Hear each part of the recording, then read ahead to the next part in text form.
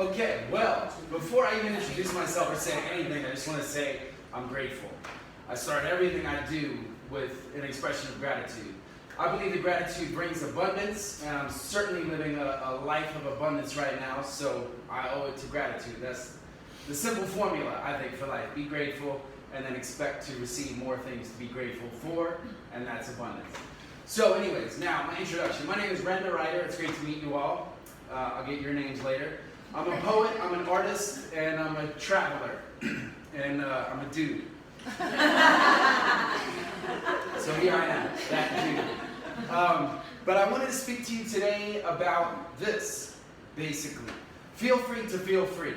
So this is the title and topic of my speech. It's the words on my shirt, and it's the words on my arm. I just got this tattooed a few days ago. So, feel free to feel free is the title of this speech, and it's the way you should all feel. I'm pretty sure you probably do. It's cool to speak to a yogi crowd because I feel like you get it. I feel like I'm probably not going to say too much that's like completely new or radical to you. You probably already identify with this mindset. So this is just reiteration and a reminder of feeling free to feel free. So, all right, and I've got a little bit of notes here. So, my shirt, feel free to feel free. Now, I'll tell you, what does this mean? Where did this come from? And who am I? Why am I saying this? And why am I here today, starting with this and some sort of expansion on it? Well, my name is Renda.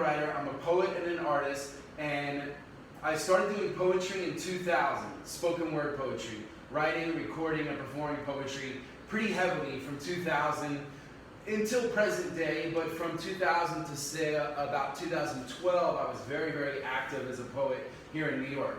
Then I moved to Florida, and I got even more active as a poet, performing and putting together shows and just doing all kinds of stuff, following the flow to wherever it took me. And then that eventually took me to being an artist. So I was always a word guy. So the obsession with words, or the interest in words, manifested first in me being a poet. Then I transitioned and I, became an artist. But my art is words. So I can't draw a picture, I can't paint an illustration of a person or a landscape, but I do words. And I do murals, and I've done over 200 murals all over the world in 8 different countries so far. So I got there by just following my heart, as cliche as that may sound, but it led me here, and it led me to what I consider success. I think success is very relative. We all define it however we want, but the way I define success, I'm it. So I'm one example of it, and for myself, I feel good about that, and I feel free to feel free. So as I transitioned from poet to artist, to visual artist, what I did was I took these 3- and 4-minute poems that I had memorized and been performing for like 10 plus years, and I started to kind of simplify things a little bit. And I noticed also in this like social media age, everyone is very into like quotes, little bits and bursts of inspiration and quips, and we're into that. And I've always been into that, even before social media. But now with Facebook and Instagram, it's so easy to share these little tidbits of inspiration. I think that's great because everyone is getting inspiration and thoughts and new ideas and memorable quotes all day long in their pocket. Before that, I used to go to Barnes & Noble and grab books on, the 101 great quotes by famous people, and I'd flip through it and copy down the quotes that inspired me. But anyway, so now it's all here. And now I'm kind of part of that trend. So I took all these poems and I reduced them down to smaller bites that I now feature on shirts, murals, canvases, etc. So, feel free to feel free comes from this, from a poem. Feel free to feel free. You feel me? I feel that way a lot. I feel like I've gotten a lot out of jotting my thoughts down over the years. You see, some of my friends and peers might lend their ears and then raise their beers and then say cheers to me because of the way that I fearlessly feel free to feel free. So that's like the start of a poem, but I just took the key phrase, out of it, and now it's like my staple. But it's also It's more than just a staple or a phrase to monetize or whatever. It's an outlook on life. And that's what I was saying is I feel like y'all are my people. You get this already. Most likely you have this mentality. So with this mentality of feeling free to feel free at all times, I roam the earth, doing what I do, feeling free. And I think that when you feel free to feel free, you open yourself up to the possibilities for serendipity, the possibilities for synchronicity, the possibilities for the magic and the miracles of life. And again, I'm sure you kind of know this already, but I'm just happy that I am proof of that. I am a living example of this idea that I'm speaking on, of feeling free to feel free, applying it to your life, and then just watching as abundance comes to you, and you attract it. So, kind of the next point, the next idea is this idea of the agents of the universe. So this is kind of like, you know, my own verbiage, something I sort of penned. The idea is there are agents for things. You know, if you want a house, you get a real estate agent, and that's a person who represents the housing opportunities that you want. You know, so you want a house, you go through the real estate agent. Celebrities have agents. You know, you want to talk to a certain celebrity, you go through their agent. So the agents are people that represent things, concepts, people, places, whatever. I'm very big into the universe, and you'll probably hear me say the universe as much as I say feel free to feel free in this little talk here. But the way I look at the universe is every single person, all of you, everyone out there, everywhere, we are all agents of the universe itself. And our role as agent becomes obvious, becomes manifest when we meet the person who needs that agent. You know, you are the agent to someone, and someone needs an agent that represents the thing or opportunity that they're looking for. So that's the way I see it, it being life. That's the way I see life. We're all agents of the universe. We've got to find agents we need, and it really is not that hard. Because if you're expressing gratitude, if you're feeling free to feel free, you're doing what your heart tells you, you're going to just meet mad agents. Everywhere you go, you meet this person, they connect me to that person, and blah, blah, blah. So I'm going to get more specific and tell you some of the details of the various agents I've met and how they've got me to where I need to be. So I'll go into that now. So I'm kind of based in Miami, but I'm very much a nomad. I live out of my van, and sometimes people's couches or, you know, wherever. I live in my body. So this time of year, I don't really like to be in Miami very much because it's hot. December, January, February, you could probably find me there. But when it's beautiful and it's summer, New York is great. And I'm from New York originally. So anyways, at the end of May, I hit the road, and I haven't been back to Miami since. I went to Memphis first because I had a big art show there. All my canvas art on display for the whole month of June. May 31st was the opening night.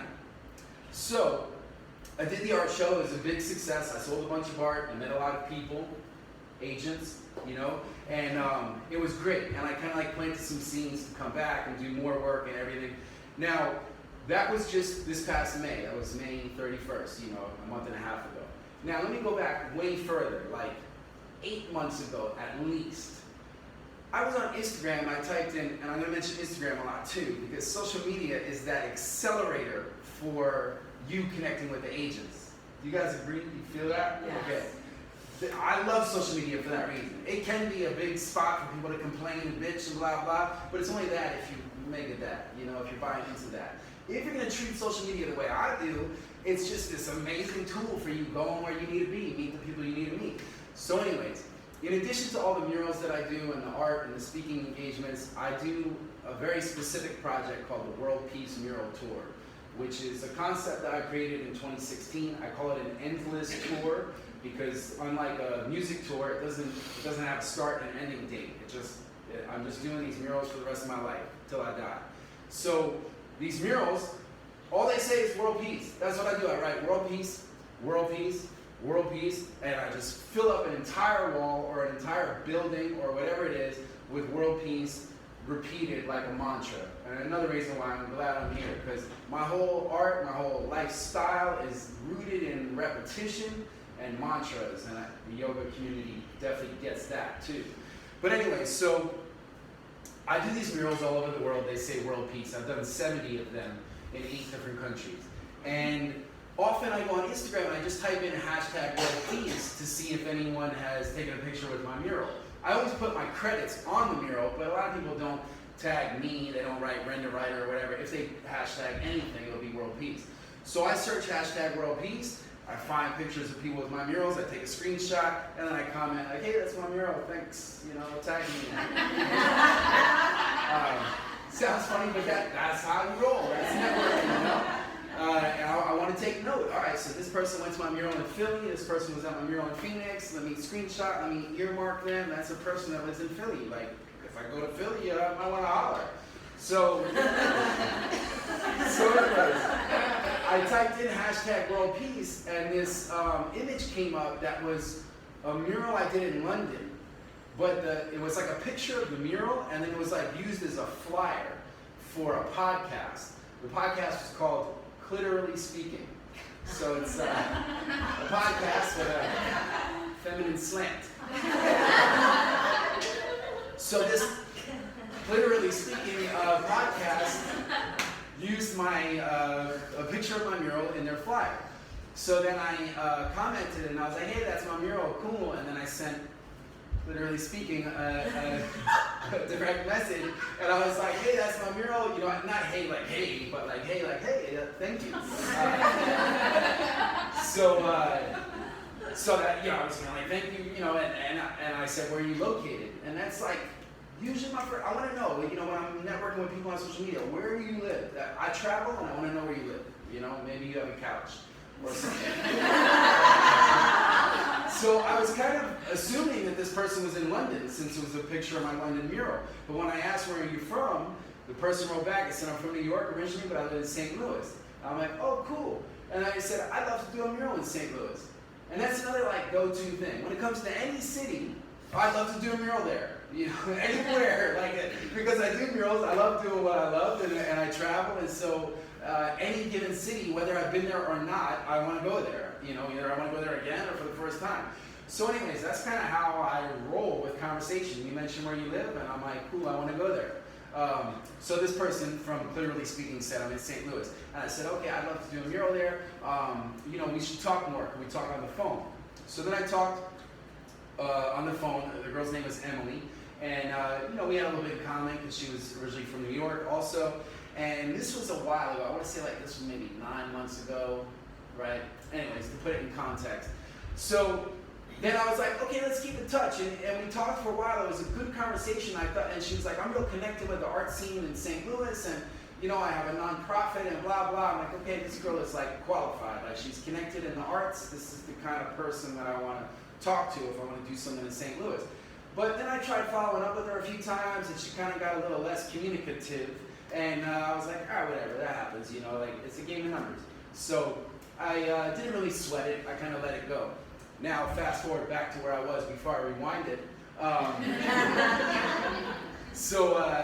Then I was in Memphis, like I said, doing this art show May 31st. And then for as much as I travel, I'm actually rather ignorant about geography and where everything is. So it wasn't until I got to Memphis that I heard from someone that St. Louis was close. And I'm like, oh, St. Louis is close. I looked up Google Maps and I was like, oh, it's only 4.5 hours away. I should go. Feel free, right? So I drove out to St. Louis. Now, when I decided that, I hit up Emily again, who I hadn't really spoken to in a while and wasn't that communicative, but I'm like, it doesn't hurt to send her a text, And then she responded, because now it's more like, hey, I'm coming to St. Louis tomorrow. I'm not like some guy in Miami that you're chatting with on the phone. I'm in Memphis, and I'm coming to St. Louis tomorrow. So then she was like, cool, hit me up when you get to town, I'll introduce you to people, blah, blah.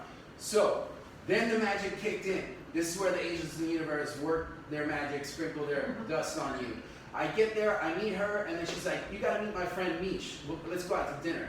I go out to dinner with her and Mish. Mish is a recruiter for TEDx. She does TED Talks. She screens people's auditions tapes and gives them a TEDx opportunity. I'm like, this is who I need to meet. And I'm meeting her. So the three of us just sitting there having drinks, talking, and she's very inspired by my story. And I'm like, wow, I could potentially be a TEDx speaker. Okay, cool. I'm going to try and digest that for a minute and, be cool about it. And so that was one connection that happened through Emily to Mish, agents at work. Then Emily tells me, you should meet my friend Josh. He runs a co-working space called Medici. And here's his number, or whatever. She texted like both of us. And then Josh said, we're doing a strategy session tomorrow at 10 a.m. if you want to come by.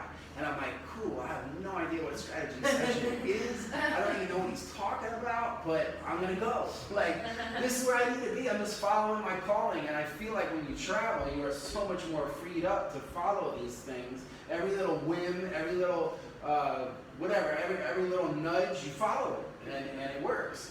So I'm like, okay, I don't know what a strategy session is. I don't really know what to expect. I don't know who Josh is, and Emily's not even going to be there.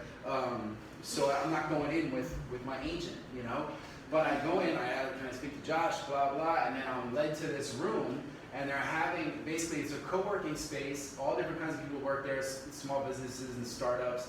And so I go into this room, and there's like 8 or 10 people sitting at like a conference table, and this guy Josh is like leading. So the topic was coaching. They were talking about the concept of like life coaches and how everybody's a life coach nowadays and stuff. And I was like, this is interesting to listen to. It's not especially relevant to me, but I'm listening, I'm here, and I'm sure once the strategy session is over, I'll get to meet these people one-on-one. But I had talked for a minute to Josh, told him a bit of my story, and then he kind of like opened up the floor for it to be like about me. And he was like, this is Renda. He came here from Miami. Emily introduced us. And then before I know it, he's at the marker board and he's like brainstorming, asking the crowd, like, who can we connect Renda with? Like, and then they're like, oh, this artist, he should talk to this person, this opportunity. And then he's on the board writing all this stuff down. And I'm like, dude, I just ended up in like a meeting that's all about helping me. This is great. So he's at the board. He's like, what are our action plans? What can we do to help Renda? Who can we connect him with? And I'm like, this is really awesome. And it's like 10 o'clock in the morning. Like, what a great way to start the day. Then it finished. And then this one woman who was there introduced herself. She said, I'm Becky. What are you doing for lunch? I said, I'm eating it. I don't know if she caught that or not, but I was just trying to be witty. And so I said, I'm eating it. And then she's like, well, I own 2 restaurants. I'd like to treat you to lunch. And I was like, all right, cool. I'll follow you. So I got in my car and I followed her, and we go to this place, and it's called Symbol. Like the word symbol, but they serve like bowls. Chicken bowl, a falafel bowl, right? So I take it as a symbol, as a sign, again, I'm on the right path, and feel free, I'm meeting the agents, it's working. So she buys me lunch, and we talk, and, now she's kind of hip to my background. She knows who I am, she knows about my murals. I showed her a bunch of pictures on my phone, so she knows, what's up.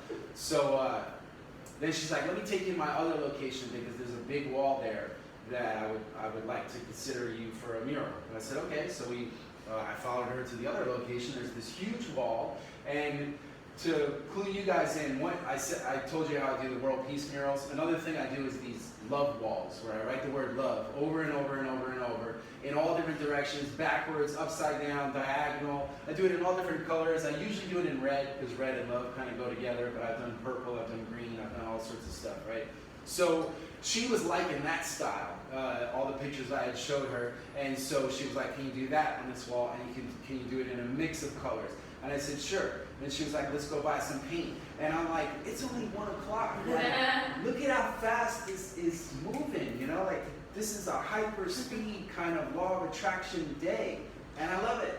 So we go to get the paint, the exact paint I need, which is sort of hard to find. We find it easily, there's a specialty shop. Like, everything just works. So we go to this like graffiti specialty shop, get the specific paint I need. She pays for it. We go back to her restaurant. It's like lunchtime, she's closing, and she gives me free range. I do this gigantic mural. It takes me like 5 hours, and we agreed on a price of $3,000.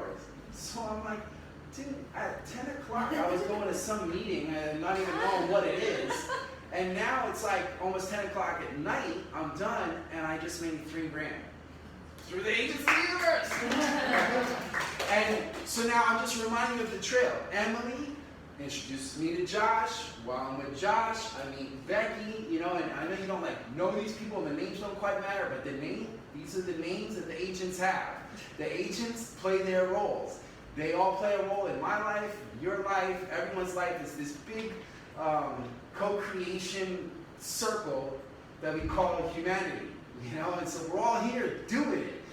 And so then I'm trying to think, was there another thing I did in St. Louis? Yes. So then Emily, and there was so many things. I could just talk about St. Louis for hours.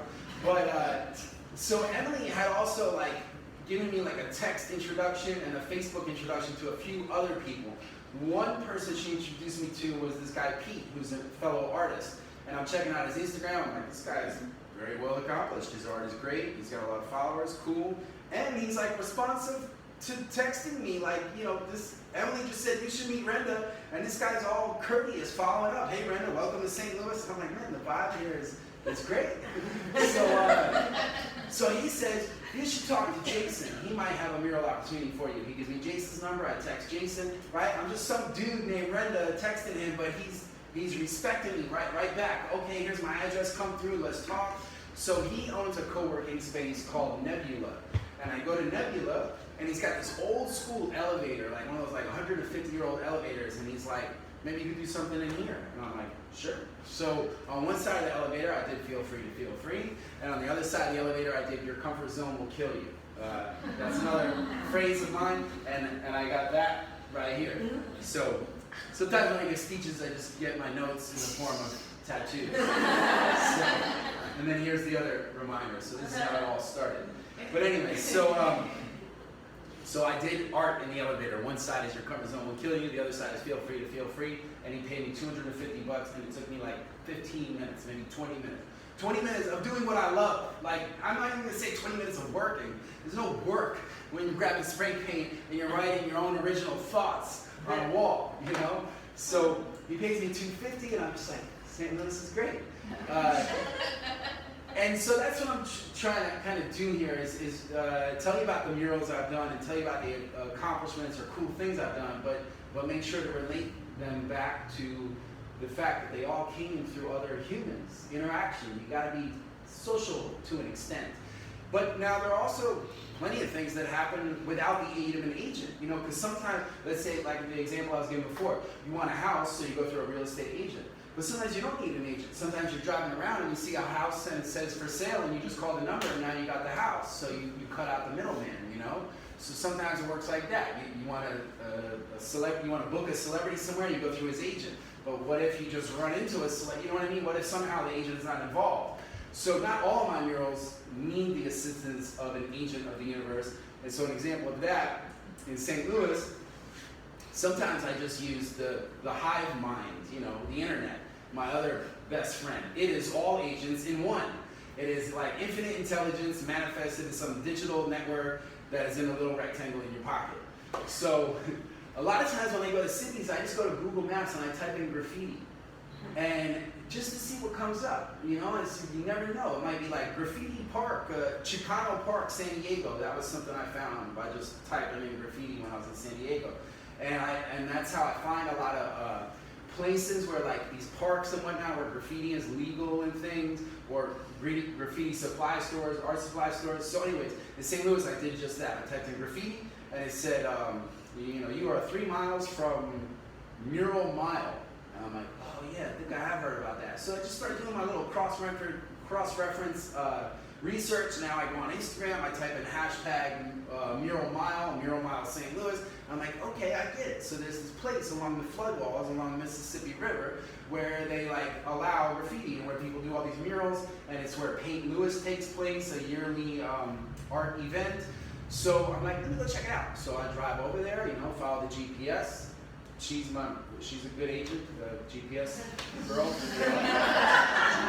So sometimes she talks too slow. But so I take a ride over to this graffiti mural mile, and there's like this building, like a whole solitary building that has kind of like a mural on it, but it's been tagged, so it's been like defaced. So I'm like, now I'm a professional here, so I understand the etiquette in these worlds of, you know, graffiti and street art and whatnot. So being that the mural was completely defaced, that's the green light, meaning I could do something over it. You know what I mean? So I paint the whole building white, and I write love all over it in red. It came out great. I shot a time lapse of it. The gateway arch was right behind it, so it was the most beautiful picture and time lapse ever, and I just felt accomplished doing that. By feeling free to feel free, no agent needed, but the internet helped. So then I realized Chicago's closed. I've never been to Chicago. I want to do a mural there, and it's closed. So, I had New York as like I had a booking for June 20th in New Jersey. So this is June something before that. But I'm like figuring out my trajectory. Okay, I'm in St. Louis. I could go to Chicago. All right, I'm looking at the map. Oh, and then I just go to the east, and then I'm in New Jersey, in New York. Okay, cool. So Chicago, the agent there. Now I'm going to rewind back a few years, like maybe 2 or 3 years ago. My buddy Ed in Fort Lauderdale. He's from Chicago originally. He lives in Fort Lauderdale, and he knows I'm like a beast on the murals. So he's like, dude, if you ever go to Chicago, you gotta holler at my boy Traz. And I'm like, okay. So he's like, here's his Facebook, here's his Instagram. I became friends with this dude, sent him a little courtesy, hello, what's up? Ed said we should connect. You know, if I'm ever in Chicago, we should hook up. But this was like years ago. I had no specific plans to go to Chicago, but like I said, Chicago's a city, so I want to go, right? So now I'm in St. Louis, and I'm thinking, oh, right, that dude Traz is in Chicago. I haven't talked to him in like years, but he seemed kind of helpful. Let me holler at him. You know, I did, and it worked out. But the other phrase that comes to mind is trust the process. And you yogis, I'm sure, are down with that, right? So you gotta trust the process in life, in art, in everything. Just put aside your worries, your fears, your concerns. Chill out for a second and trust the process. Now, trust the process is a phrase. I didn't create it. I don't know who did. It's just out there in the world folklore. But it reminds me of one of my own sayings, which is, I'm on the universe's payroll. Tattoo coming soon. So I'm on the universe's payroll is my other outlook on life. It's this view that the universe got my back. Like, that's kind of where it comes from. It's sort of rooted in like slang, like mafia lingo. You know how like in the mafia they go like, yeah, he's good, he's on the payroll. And like, no, he's part of the family.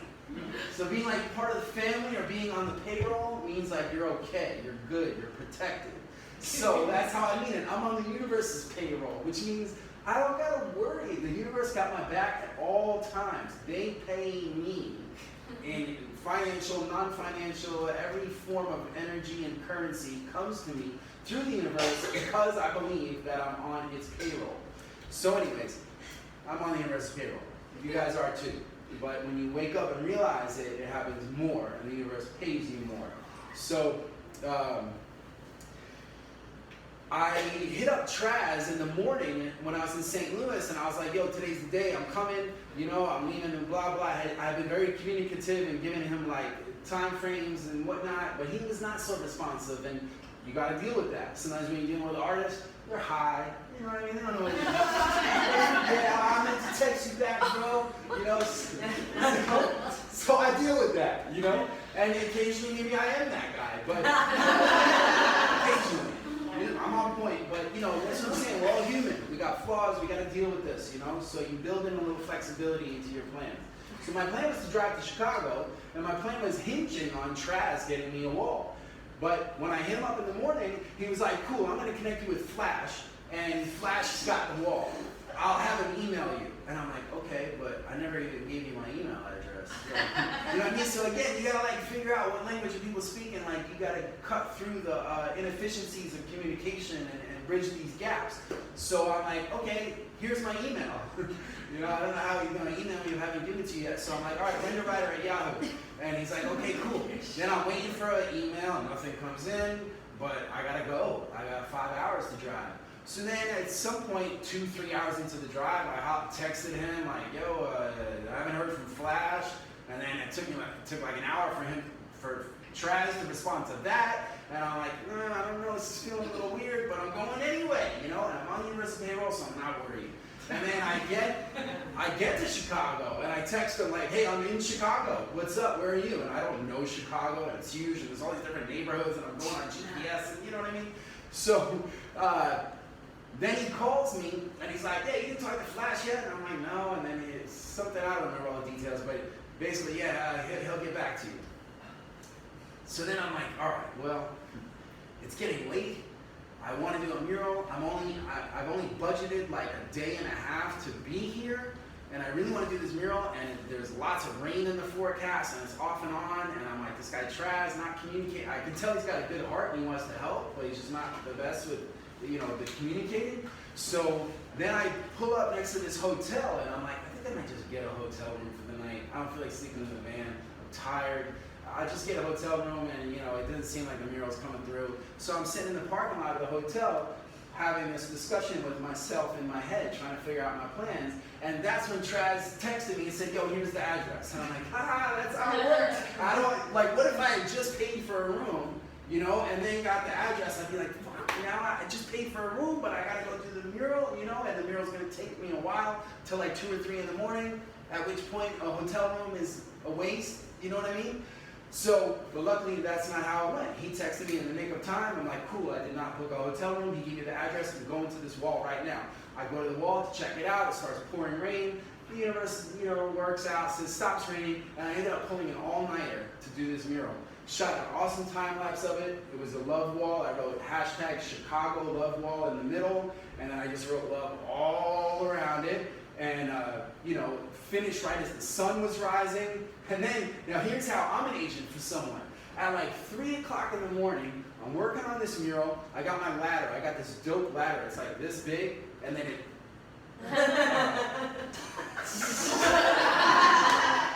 you know what I mean.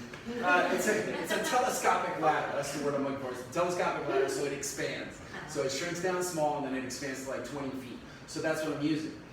2, 3 in the morning, this dude walks up to me, kind of drunk, and he's like, hey man, can I borrow your ladder? And I'm like, yeah, what do you need it for? He's like, I locked myself out of the house, I was out drinking, and my keys are locked in my house.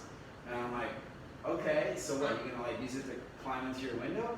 And he's like, yeah. And I'm like, all right, yeah, you can take it. I mean, I'll be here. And so he grabs it and he starts to walk away, and I'm like, I'm a nice guy, and I always give people credit, but there was just something a little awkward about seeing this guy just walking off with my ladder, you know? And then he's also kind of skeptical, so he's like, you gonna be here? And I'm like, yeah, I'm not going anywhere. You're gonna be here, right? You're coming back? And he's like, yeah, man, here. And he gives me his phone. He's like, take this. So I'm like, okay, cool. I got his phone. He's got my ladder.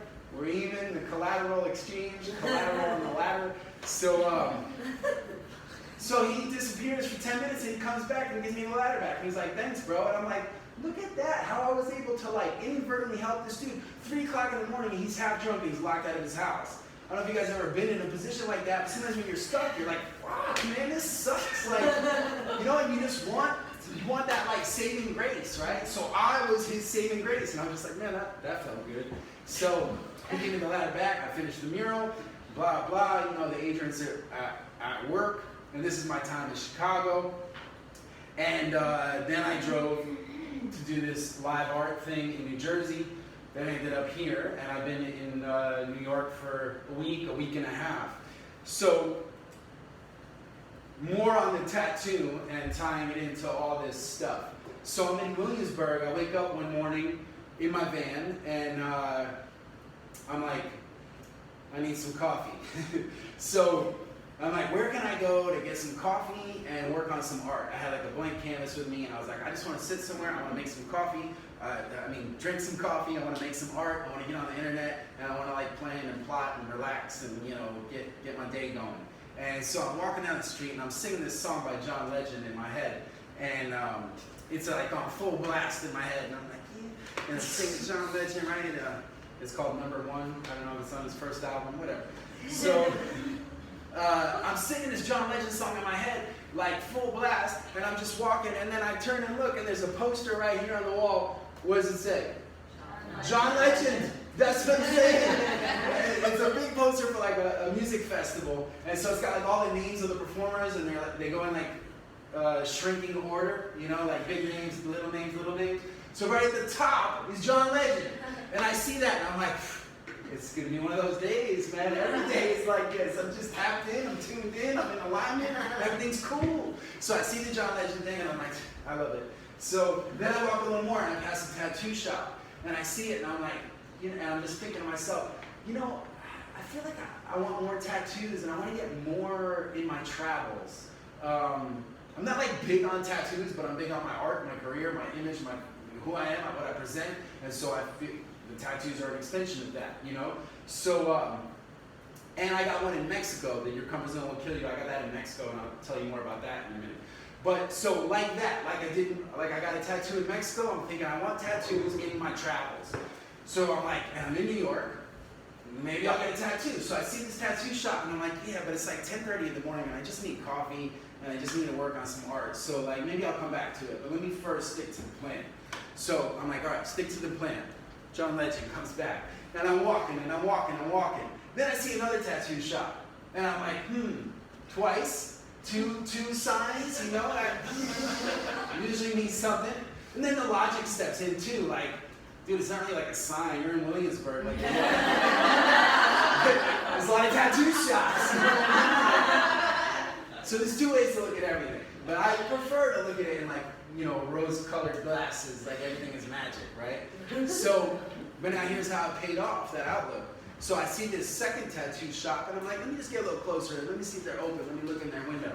I look in the window, and the place is called Richie Bulldog Tattoo. And I'm like, dude, I know Richie Bulldog. So to backtrack a little bit, my life in Florida and all that, like I told you, I was very much a poet. After doing a lot of poetry up here, moved to Florida, I was doing poetry, started hosting a lot of events for other poets, musicians, performers. Then I started a magazine all about local music and art, and we covered tattoo culture in the magazine big time. So Richie Bulldog was a tattoo artist and kind of like a tattoo entrepreneur in Florida that I met via my magazine. He advertised in the magazine. I did an article about him. He also had his own website called sotattoo.com. That was just kind of like a tattoo lifestyle site. I did some freelance writing for him. I also connected him with other freelance writers. So you see, me and Richie had like kind of a relationship, a working relationship, even though we never even met. All this business we did together back in Florida, like 15 years ago, we did a lot of business, but never met. Just didn't even need to. This was all done through whatever, social media and things, MySpace. It was MySpace back then. So anyways, but now, fast forward back to, last week, it's Richie Bulldog Tattoo, and I'm like, okay, so there you go, there's the sign. So I'm like, but still I need coffee, and I need to make some art. So I'm just gonna earmark that Richie's shop was right here. So I continued on, and I went to this coffee shop, and I made this. So this is very much how I was feeling. And this is my art, so a good chance for me to show you a few more real quick. But as you can see, like I said, repetition, words, the power of words, what they mean, what they represent, the energy that they contain, what I get out of writing it, what you get out of reading it. Again, you guys get it. That's why I like this kind of crowd. I'm sure you get this 100%.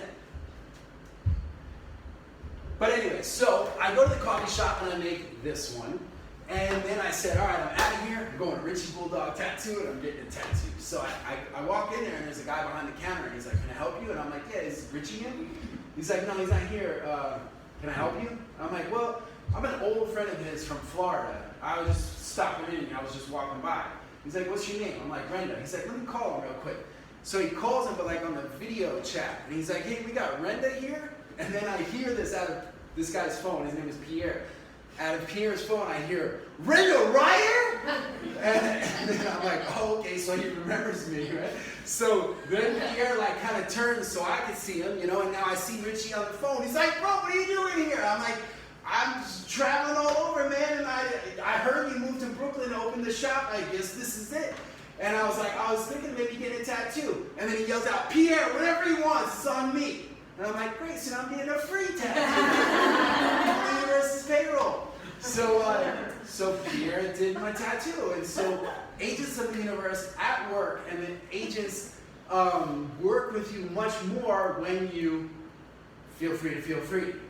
So now it's a lot easier said than done because some of us have restrictive thoughts or just restrictions in our lives. You know, well, I got 2 cats, I got 3 kids, I work 80 hours a week, or you know, whatever it is. But through meditation, through mindfulness, through art, you can escape to that place where you realize just how easy it is. How easy it is to feel free, to realize that you're on the universe's payroll, to connect with, find, and attract all of the necessary agents that represent all of your goals, wishes, dreams, etc. So, let me see what else I might want to mention because I'm going to close it out really soon. But so Richie, a big agent, Emily in St. Louis, a big agent, and I guess I'll tell you real quick about another helpful agent of mine. I know this guy in Florida named Evan. Evan is a very community-minded art and culture type of person. He runs a website called Choose 954. 954 is the area code in Fort Lauderdale, and he's just all about, you know, promoting and bringing together people. So one day he sent me a message on Facebook, and it was addressed to me and a guy named Enrique. It was like a group thing, and he was just like, Enrique, this is Renda. Renda, this is Enrique. You guys should work together. And I look at Enrique's profile. He lives in Tijuana, Mexico, and he is spearheading a project where he has artists doing art on the wall, the Mexican-U.S. border wall. This is the guy. And he's not doing it like rogue, like some illegal type of thing. He got permission from Obama to do it. So he goes back to the Obama administration. He had written countless letters or whatever, and he got full permission to be the guy that brings artists to do work on the wall. Now Evan is introducing me to him. So then I'm chatting with Enrique, and I'm like, so let me get this straight. You just have artists come out and they do work on the wall. And he's like, yeah. And I'm like, so like, do they get paid? Is there like money involved? And he's like, no, but, and I'm like, okay, it's not always about the money, it's about the experience and stuff, but I do like to ask about the money up front. So I'm like, okay, so then if I just fly out there, you can like help me with the logistics and stuff. So I just bought a ticket right then. I was like, let me Skip Lag. You guys ever heard of Skip Lag? It's an app for finding low-cost airfare. Okay, well, so I jump on Skip Lag and I find a ticket for like $250, and I'm like, cool, I'm going to Tijuana like in 2 weeks. And I did a mural on the actual wall, and it was a world peace mural. So I wrote world peace over and over on the border wall. And behind the wall, on the American side, was 8 prototype walls, sections of walls about 8-10 feet wide, and they were these little prototypes built by different companies to pitch to Trump for the building of his new wall. And so that was interesting to be writing on the actual wall, which is only like this high, by the way. I could have jumped it easily. To be writing, it just really was like a historical moment, you know. I'm writing world peace on the actual wall, which should come down. And then over there, we got these bigger walls that are going up, right? And then like a week later, Trump visited the southern part of the U.S. to check out these walls. And of course, it was news, so Yahoo News covered it. And for their article, their cover photo was a photo of my piece. And so it was like this headline, Trump, you know, all the keywords, Trump, border wall, blah, blah, and then a picture of my world peace mural. So that's what I'm saying. When you look at your accomplishments and the things you've done, how did they happen? Like, track them back. Who were the agents involved? What was the energy involved? What led me there? And it's usually a positive mental attitude, rallying behind some sort of a quote like this, or whatever works for you, and then just following the course, trusting the process. So that's how I did it. And I think that might be about it, all I want to say, but I hope I entertained you and inspired you, and I hope you know a little more about my story. And like I said, I mean, you're my kind of crowd anyway. I don't think this is really like revolutionary new stuff for you, but it's just my take on it, how I've benefited from trusting the universe, trusting the process, believing in my role here on this planet, and following through. So I've got some art if anyone wants to take a look at it. I've got business cards for everyone. I've also got stickers that say this, and everyone can have one. And I don't know, that's about it. But I'm very grateful, and I thank you all for listening.